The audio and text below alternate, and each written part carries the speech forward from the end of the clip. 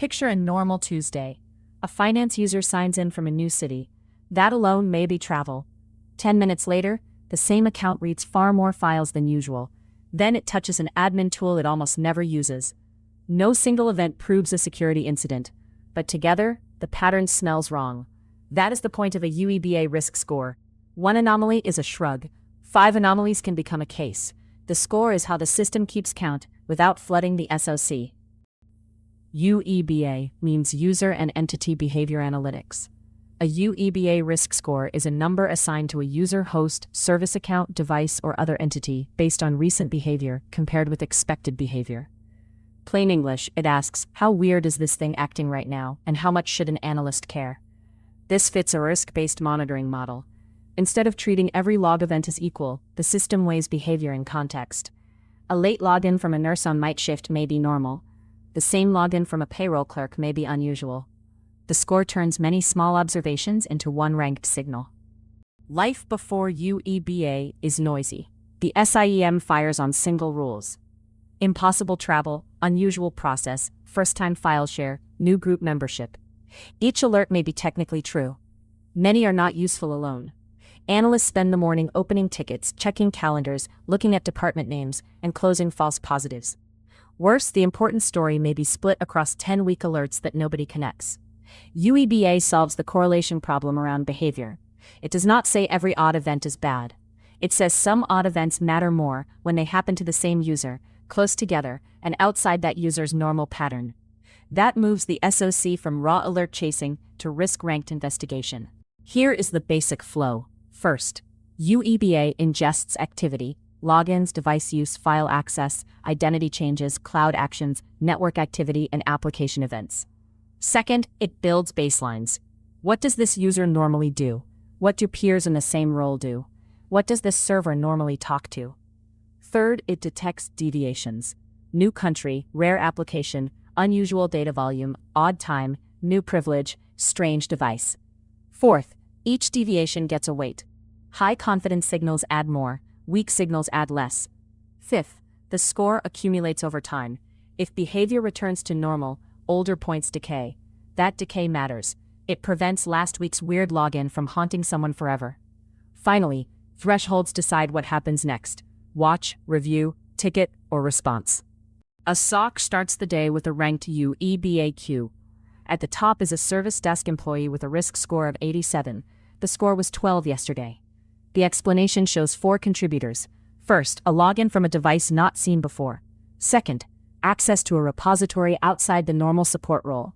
Third, a large download compared with the user's 30-day baseline. Fourth, a new attempt to use a privileged console. The analyst does not start from a vague high number. They start from reasons. They check the user's schedule, manager, device history, and recent ticket assignments.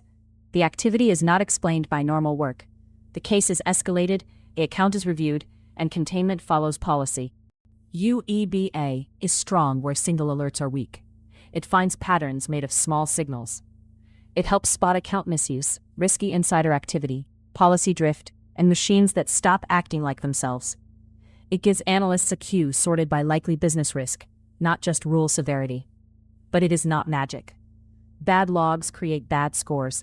Missing identity data weakens context. New employees, reorganizations, travel, and major projects can confuse baselines. UEBA also does not prove intent. A high score means investigate and act through process. It does not replace endpoint detection, identity controls, data protection, or trained analysts. It makes their time better spent. Think of UEBA as a behavior layer in the defensive stack. The SIEM collects and searches events. UEBA uses those events, plus identity and asset context, to calculate risk over time. The SIEM may show 10 separate alerts. UEBA may show one user whose score is climbing because those alerts belong together. Endpoint tools still show process and device evidence. Identity systems show authentication and access changes. Data tools show file movement and sensitivity. SOAR or case management can use UEBA thresholds to open tickets, notify owners, or start approved response steps. The value comes from connecting these views, not replacing them. If you are starting with UEBA, do not begin by tuning every model. Begin with data quality.